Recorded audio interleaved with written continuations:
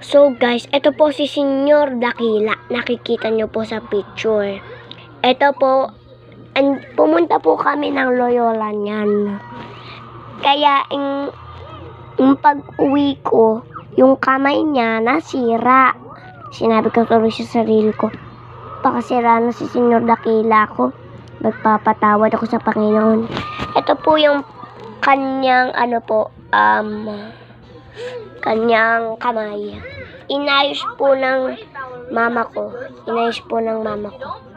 Kinabit lang po niya. Ito kasi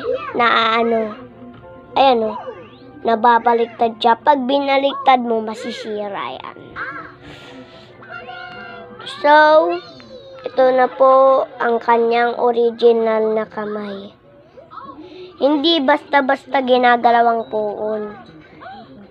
Hindi ko po pinaglalaruan. Minsan binababa ko po siya kapag nagpo-posisyon. Ngayon lang po. Ngayon, All Saints Day, kaya nilagyan ko po sila ng kandila. Mamaya, sisindihin ko po yan. So, that's for today. I hope you like this video. Bye po!